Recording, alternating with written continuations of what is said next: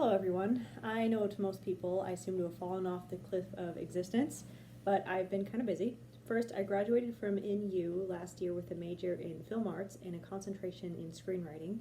Then I guess I was pilladilling for a few months and then bam, COVID.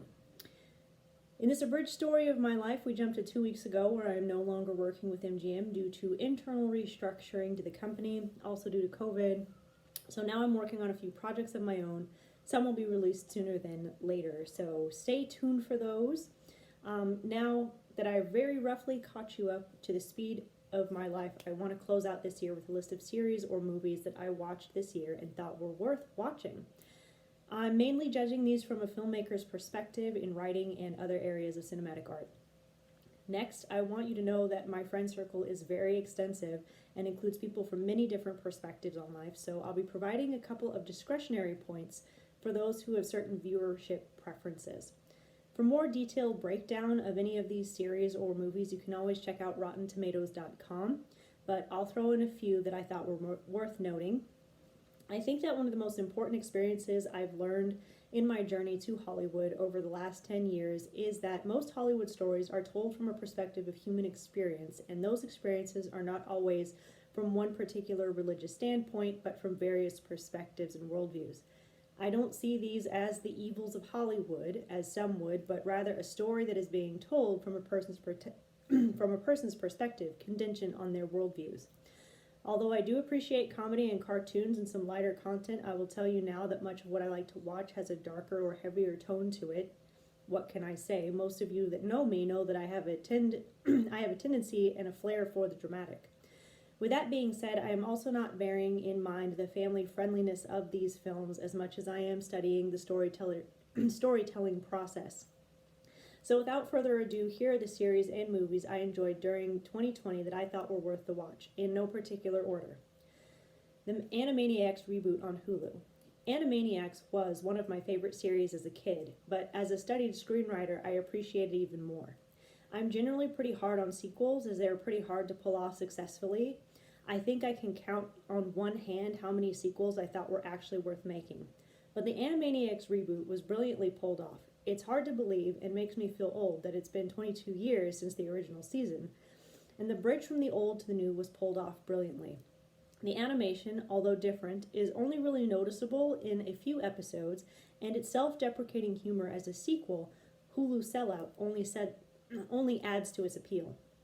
What makes Animaniacs such a gem is its combination of educational content and zany humor. As a well-educated, full-grown adult, I can't keep up with all the educational puns, and I enjoy the intellectual stimulation. In short, if you have been hesitant to see this, don't be. It's brilliant and very well manufactured to the current political climate, and once again, written brilliantly. Going to my notes.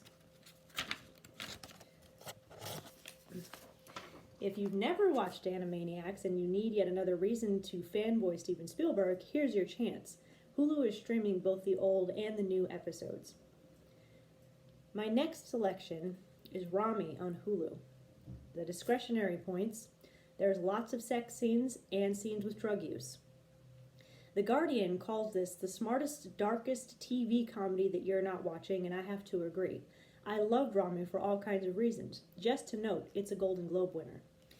In college, I took a course about different cultures in all over the world, and I instantly fell in love with it. To be honest, one of the highlights of living in Los Angeles has been the exposure to and experience of learning about so many different cultures and lifestyles that I had no exposure to growing up. Perhaps that's what makes me so interested in this film, the thread of human experiences. As the logline reads, Ramy Hassan is a first-generation Egyptian American who is on a spiritual journey in his politically divided New Jersey neighborhood.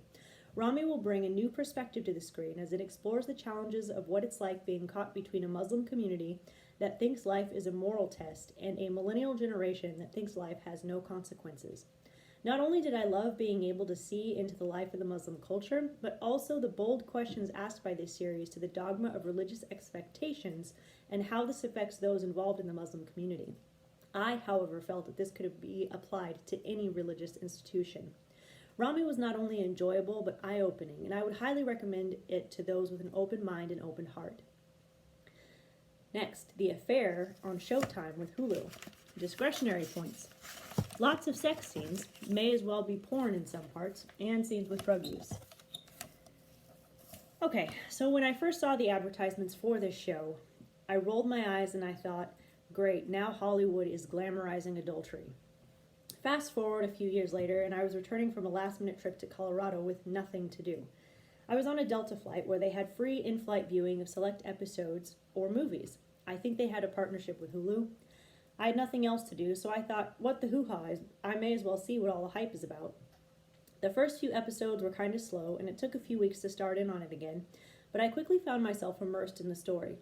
The series did not glamorize the act of adultery, rather it very rightly exposed the hurts, grief, and struggle that accompany such choices. The logline is actually somewhat weak in comparison to the actual story. A struggling novelist and a young waitress strike up an extramarital relationship that promises to forever change the course of their lives.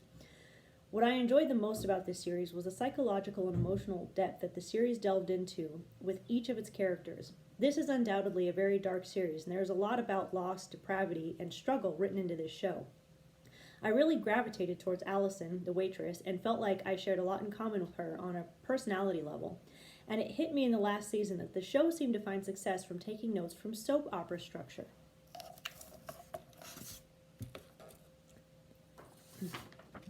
What I admired about the writing on this series was how the writers could direct the audience at any time to feel or think a certain way about a character. In one episode, the writing set things up so that the audience would dislike a certain character. And later, they could write another episode where we suddenly found compassion for or were able to forgive the character because we saw things from a different perspective. The angle of perspective was what co-producer, writer Sarah Treem told Deadline was one of her goals. That we couldn't be 100% sure about reality because everything was perception. Needless to say, the characters and the writing really made this show what it was. If you enjoy walking with your characters through dark complexities, you will enjoy this series. I know I did. 50 Shades of Grey on Hulu. Discretionary points. Lots of sex scenes. BDSM content. I didn't see these movies for the longest time because of the religious dogma that surrounded the nature of the sexuality in the story. Every time someone would ask me if I'd seen it, I would retort, I don't support that content. I would always hear the same comeback. Well, did you actually watch it or read the books? I had a friend who was a huge fan of these series, or of these films, and I know she is a common sense type of person, so I began to question the dogma, and I binged all of them. To my surprise, the movies weren't just 2 hours of dark porn. There was actually a whole other story surrounding it. I know what you're about to say. Yeah, Audra, all porn is a story, but this is different. Yes, the very clear theme of this film is based around BDSM, but the film only covers the Disney of BDSM, and there is a very strong message of the wrongs of sexual abuse and the value in consent, which I appreciated. I remember hearing someone say, "This is the film I would show my daughter to teach her about consent," and at the time, I was appalled. Now that I've seen the films, I would agree. Without giving too much away to those who would want to see the films, the supporting character, Christian Grey, has a character arc where he learns to heal from sexual traumas and through the films develops a healthier view of sex by the last film. And again, there's actually a whole dramatic story that happens that no one ever talked about. Spencer Confidential on Netflix. Discretionary points. Lots of sex scenes. Let's be honest, the whole reason I saw this movie was because Post Malone was in it. Gotta love Posty. And I think Post Malone did wonderfully with his role. But I'm not here to recommend movies based purely on musical fandom. I'm probably in the minority of people who appreciate this movie based on its 3-star review. However, what I do like about it is that it had an adherence to classical film structure. There was a clear protagonist and a surprise antagonist at the end. This was a good versus evil film that followed a clear but not too predictable outline. With so many films now that throw convention to the wind and end up as a forgettable flop, it was refreshing to see something that actually had the science of good filmmaking behind it.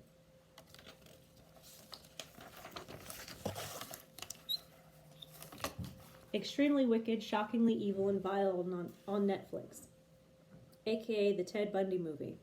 Discretionary points. Lots of sex scenes. If you've not yet seen this movie, I highly recommend it. Initially, there was a lot of skepticism with Zac Efron in this role, but after seeing this movie, I think he was a very clear choice for this role.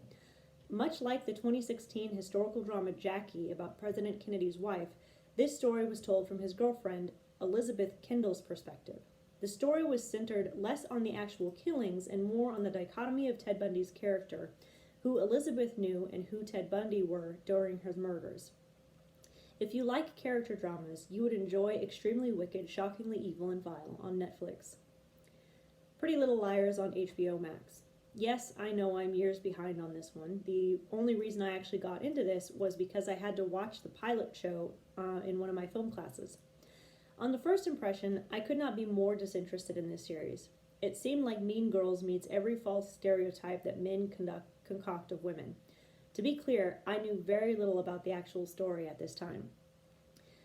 As is the writer's goal, after the first episode that I watched, I was hooked. The series focuses on the group of young high school girls whose friend mysteriously vanishes and is presumed to be murdered. Okay, now we're talking. What I loved about this series was that it blended the lives of young women with a murder plot. Definitely more what women are into in my experience. A classic whodunit with a modern high school twist. As with most of the demographic for this story, I adored the outfits that the costume designer Cameron Dale and her team pulled together for the Liars. I especially loved the thoughtfulness of the team to put things together that weren't impossible to afford.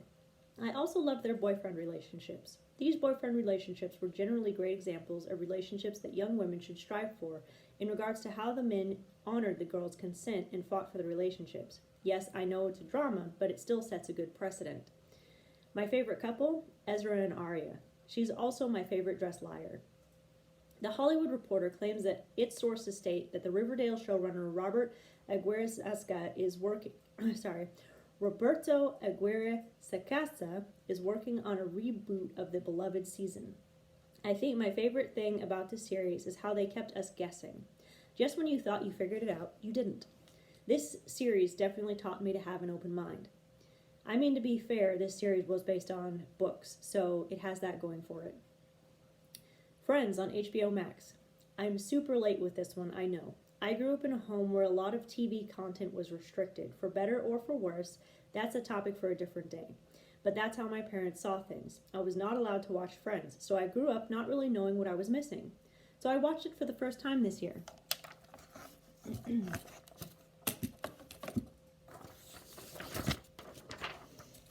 Do I really need to say anything about this series? I think it speaks for itself, but I'll share what I liked about it.